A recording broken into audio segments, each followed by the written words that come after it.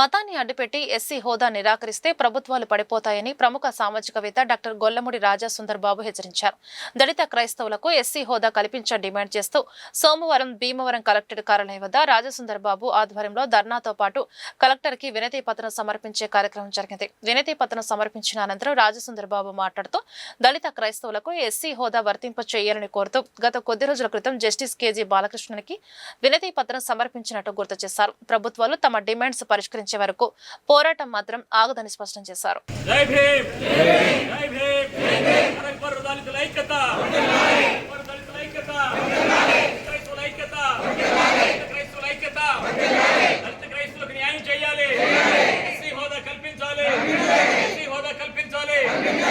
ఈ కేసులో ప్రధాన పిటిషనర్ని మీరు ఎస్సీలు కాదు లేఖలు ఇచ్చి మరి పిటిషనర్ని భయపెట్టే వ్యవహారం నడుస్తూ ఉంది.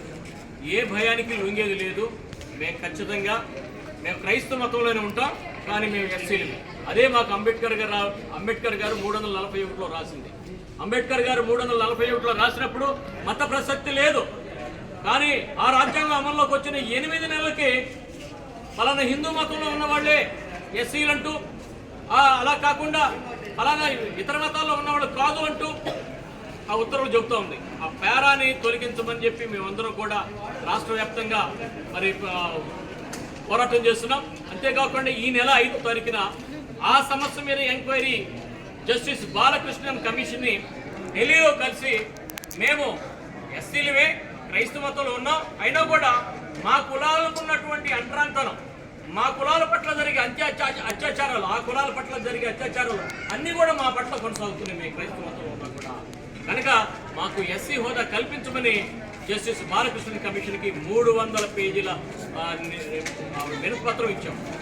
కనుక ఈ ప్రభుత్వం పళ్ళు తెరవాలి, బాధితులకి న్యాయం చేయాలి. మీరు మతాన్ని అడ్డం పెట్టి ఎస్సీ హోదా తీస్తే ఈ ప్రభుత్వాలే పడిపోతాయని చెప్పి మేము హెచ్చరిక చేస్తున్నాం. బాధితులకి న్యాయం చేసే వరకు ఈ పోరాటాలు జరుగుతాయని చెప్పి మేము కోరుతున్నాం. 350 నాటి రాష్ట్రపతి ఉత్తర్వుల్ని రద్దు చేయాలి. ఆ రద్దు చేయాలి. ఆర్టికల్ 341 అనేది మాకు చాలు. ఆ చట్టం దాని ప్రకారం రాజ్యాంగంలో ఏమైనా ఉన్నదో దాన్నే మాకు అమలు చేయమని మేము కోరుతున్నాము.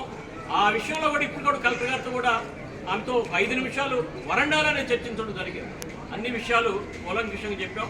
అంతేకాకుండా ఇప్పుడు గరగపర్రులో ఉన్న చర్చి పైన ఉన్న మైక్ని ఎందుకు తొలగించరు అని చెప్పేసి ఒక నోటీసు సెక్రటరీ సచివాలయం ఉంది కదా, ఆ సచివాలయం ద్వారా ఒక నోటీస్ ఇస్తే మా వాళ్ళు ఎవరు తీసుకోలేదు.